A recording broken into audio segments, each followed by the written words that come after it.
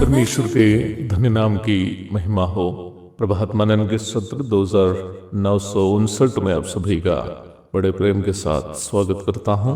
अलग अलग सेवकाइयों में व्यस्तता, साथ ही साथ परिवार से जुड़े कई जिम्मेदारियों का निर्वाह आदि के कारण प्रभात मनन को नियमित रूप में करना और उसको निर्धारित समय में पोस्ट करना इत्यादि बड़ी चुनौती है।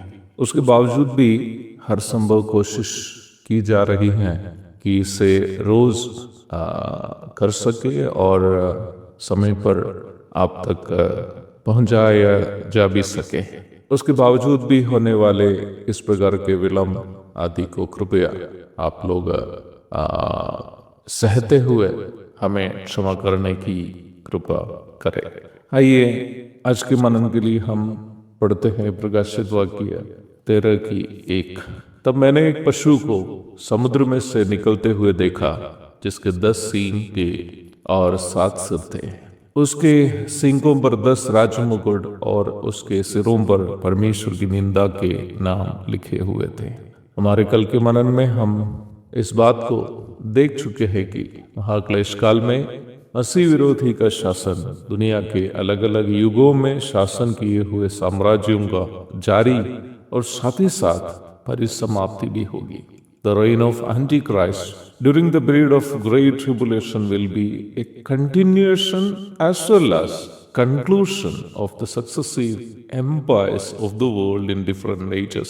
अलग अलग साम्राज्यों के स्वभाव को या गुण को दिखाते समय भी यह पूर्णतया शैतान नियंत्रण करने वाला एक शासन होगा।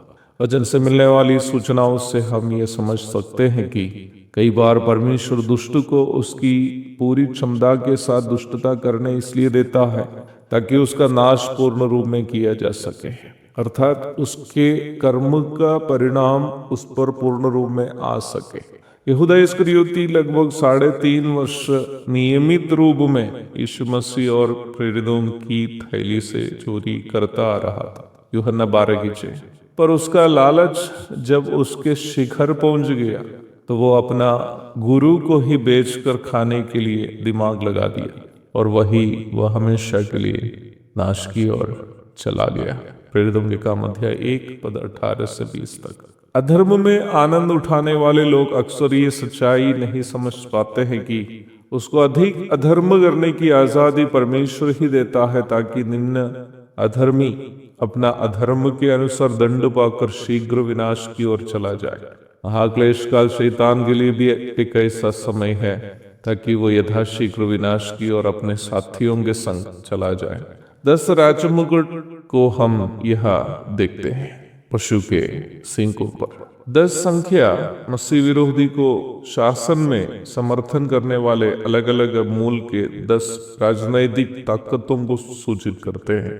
वे जैसे हम पूर्व में देखे थे अलग अलग समय में दुनिया पर शासन किए हुए साम्राज्यों को भी सूचित करते हैं। निम्न सभी साम्राज्यों का किसी न किसी प्रकार का अवशेष आज भी दुनिया में है। जो लोग इसके ठीक पूर्व का मनन सुने हैं उनको ये बात समझने में कठिनाई नहीं होगी।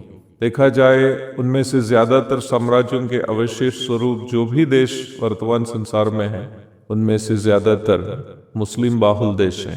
इजिप्ट अथवा मिस्र मुस्लिम बाहुल देश है। असीरिया अथवा अशूर का अवशेष सीरिया आदि मुस्लिम बाहुल देश है। बाबिलोन का अवशेष इराक मुस्लिम बाहुल है। मेदी फारसी का अवशेष ईरान कट्टरपंथी शिया मुसलमानों का देश है। इजिप्ट, इराक, ईरान आदि जो यूनानी साम्राज्य का भी हिस्सा था, और लेबनान, अफगानिस्तान आदि सभी आज मुस्लिम बाहुल देश हैं। इनमें से ज्यादातर देश जो रोमी साम्राज्य के भी हिस्से थे, जैसे तुर्की, मिस्र, सीरिया, जॉर्डन, लेबनान, फलस्तीन, अफ्रीका के अल्जीरिया, टूनीशिया, लीबिया, मोरक्को आदि मुस्लिम बाहुल देश भी पूर्व में रोम के हिस्से थे। मुस्लिम बाहुल देशों में इसराइल के प्रति जो गहरा विरोध की मानसिकता पाई जाती है, आपको समझाने की जरूरत नहीं है। वचन हमें स्पष्ट सूचना देता है कि मसीह विरोधी के शासन के लिए इन सभी देशों का पूर्ण समर्थन होगा। सिंह जानवरों में हमला करने का अंग है। महाक्लेश काल में प्रभु के लोगों पर अथवा पुराना नियम के भक्तों पर अथवा धर्मी यहूदी पर हमला करने हेतु मसीह विरोधी के साथ इन सभी देशों की सहभागिता को भी देश सिंह तथा उस पर के राजमुकुट सूचित करते हैं। अध्ययन हमारा जारी रहेगा। थोड़ी देर के लिए विदा हो जाता हूँ। प्रभु की इच्छा हुई तो फिर कल सुबह प्रभात मनन को लेकर आऊंगा। तब तक के लिए आपसे विदा हो जाता हूँ। प्रभु आप सबको आशीष दे। आमीन।